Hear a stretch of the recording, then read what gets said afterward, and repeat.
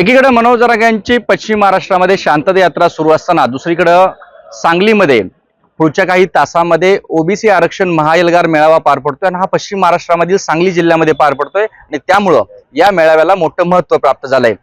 मंत्री छगन भुजबळ यांच्या उपस्थितीमध्ये हा मेळावा पार पडतो। या मेळाव्याचे मुख्य आयोजक प्रकाश अण्णा शेंडगे आपल्या सोबत आहेत। खरं तर काय सांगू इच्छिता या पश्चिम महाराष्ट्रातील मेळाव्यामधून, ज्या पद्धतीनं जरांगे पाटील आपली मागणी रेटताय असं तुम्ही सातत्यानं म्हणताय? नाही, कसं आहे की जरांगेंची मागणी जी आहे ती घटनेला धरून नाही आहे। कारण आता रोज उठून त्या मागण्या बदलायला लागल्या आहेत। सुरुवातीला त्यांनी निजामाचं सांगितलं, नंतर सरसकट सांगितलं, पुन्हा संपूर्ण महाराष्ट्रातलं सांगितलं, त्यानंतर पुन्हा EWS सांगितलं। आता 3 मागण्या केल्यात। आता तर म्हणतायत की आम्हाला SCBC पण पाहिजे, आम्हाला EWS पण मिळालं पाहिजे आणि आम्हाला कुणबेचे दाखले पण मिळाले पाहिजे। आणि अशा प्रकारे 3 मागण्या एक समाज करतोय काय, म्हणजे ह्या राज्यामध्ये घटनेचं राज्य आहे की नाही हा प्रश्न आम्हाला पडलेला आहे। आणि हा गरीब समाज जो आहे, 450 गरीब जमातींचा हा समूह आहे, यांच्या मुलाबाळांचं आरक्षण या ठिकाणी हिसकावून घेणं हे कुठल्या न्यायाला धरून आहे आणि कुठल्या घटनेला धरून आहे? हा मराठा समाज हा मागासलेला नाही हे घटनेने सिद्ध केलेलं आहे, अनेक आयोगाने सिद्ध केलं आहे, सुप्रीम कोर्टाने सिद्ध केलेलं आहे। तरी सुद्धा हे कुणब्याचे दाखले घ्यायचे आणि बॅकडोर एंट्री करायची आणि सरकारला दम द्यायचं की तुम्ही जर सगळ्या सोयीचा जे नाही काढला, त्या कुणबाचे दाखले नाही दिले तर आम्ही उमेदवार उभा करणार, आम्ही पाडणार, ह्याला पाडणार, त्याला पाडणार। अपक्ष उमेदवार लढवू जर सरकारने आरक्षण, हे सरकारला काही इशारा देऊ इच्छितात? नाही, माझं तर जरांगेंना माझ्या शुभेच्छा आहेत की त्यांनी उमेदवार उभे केले केले पाहिजे। पण एक आहे की उमेदवार उभा करताना त्यांनी गरीब मराठ्यानं त्याने उभा करावं, म्हणजे मग कळेल की गरीब मराठा, एखादा गरीब माणूस इलेक्शन लढवायचं असेल तर त्याला काय पापड बेलावे लागतात ते त्यावेळी कळेल। आणि त्यामुळे हे मराठा समाजाचे उमेदवार उभा राहत असतील त्या ठिकाणी ओबीसी काही स्वस्त बसणार नाही ना, शेवटी आम्ही तयारी केलेली आहे, आमची ट्रायल लोकसभेत झालेली आहे। आणि त्यामुळे आता ह्या विधानसभेमध्ये आम्ही सुद्धा जे आहे या ठिकाणी जे कोणी ओबीसी आरक्षणाच्या विरोधात जे कोणी हे करतील किंवा भूमिका घेतील त्याला पाडण्याचं काम हा ओबीसी समाज केल्याशिवाय राहणार नाही। आता ओबीसी समाज एकटा नाही, त्याच्यामध्ये मुस्लिम समाज, उद्या किमान 10,000 त्या ठिकाणी मुस्लिम समाज आपल्याला एकत्र व्हायला दिसला आहे।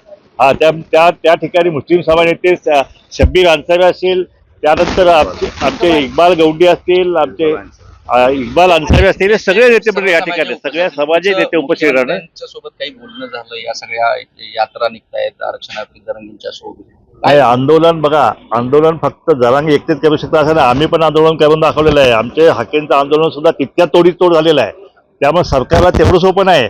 प्लस 8.5 लाख त्या ठिकाणी हरकती आम्ही नोंदवलेल्या आहेत, त्यामुळे सगळ्या सोयीचं GR करायचं तेवढं सोपं नाही आहे। मुख्यमंत्र्यांसोबत काय झालं? त्यामुळे मुख्यमंत्र्यांना आम्ही इशारा दिलेला आहे की तुम्ही कुठल्याही परिस्थिती आहे की हा GR काढायचा नाही, जर काढला तर मग मात्र जरांगे तुम्हाला निवडून आणू शकत नाही।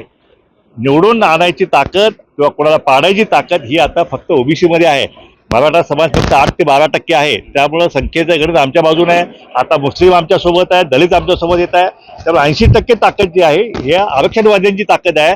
आणि आता आम्ही निर्णय घेणार आहोत की आरक्षणवाद्यालाच मतदान केलं पाहिजे, ह्या भूमिकेतून जो आहे हा एल्गार आम्ही करणार आहोत। या एल्गारमधून सरकारनं धडा घ्यावा, नाही जर सरकारनं जर काय हिंमत केली हा सगळ्या स्वराचा GR काढायचा, ओबीसीच्या धक्का लावायचा हिंमत केली, तर या विधानसभेमध्ये या सरकारला घरचा रस्ता दाखवण्याची ताकद या ओबीसी समाज उद्याच्या एल्गार सभेमध्ये सरकारला इशारा देणार आहे। मंत्री छगन भुजबळ यांच्यासोबत अन्य कोणते प्रमुख उपस्थित असणार? भुजबळ साहेबांच्या बरोबर गोपीचंद पडळकर, प्रकाश अण्णा शेंडगे, अण्णासाहेब डांगे, वडेट्टीवार साहेब आणि सर्व इक्बाल अन्सारी असतील आणि शब्बीरभाई अन्सारी आणि या राज्यामधले जे प्रत्येक समाजाचे राज्य लेवलला जे नेतृत्व करतात ते सर्व नेते मंडळी या कार्यक्रमाला उपस्थित राहणार आहे। सांगली जिल्ह्यामधून, प्रत्येक तालुक्यामधून, प्रत्येक शहरामधून मोठा जनाधार या मेळाव्यासाठी येणार आहे। स्वतःहून प्रत्येक तालुक्यातले नेते मंडळी आम्हाला कॉन्टॅक्ट करून 200-500 गाड्या येण्याचं आवाहन करत असल्यामुळं लाखोच्या संख्येनं सांगलीचा हा मेळावा होतोय आणि त्याचे नियोजनाची तयारी जय्यत आम्ही सांगलीकरांच्या वतीनं केलेली आहे आणि सर्व नगरसेवक असतील, सामाजिक कार्यकर्ते असतील, अण्णांच्या नेतृत्वाखाली आम्ही हे पूर्ण करत आहे। तर जरांगेंची एकीकडे ही अनेक मागण्या वाढत असताना ओबीसीनं पश्चिम महाराष्ट्रामध्ये हा पहिला मेळावा आयोजित केला गेला, त्यामुळे पुढच्या काही तासामध्ये जो मेळावा पार पडणार त्या मेळाव्यामधून प्रमुख नेते जे आहेत ओबीसी ते कोणती भूमिका जाहीर करतात याकडे संपूर्ण महाराष्ट्राचं लक्ष लागत असणार आहे। कॅमेरा पर्सन योगेश सोबत कुलदीप माने, एबीपी माझा, सांगली। एबीपी माझा, उघडा डोळे बघा नीट।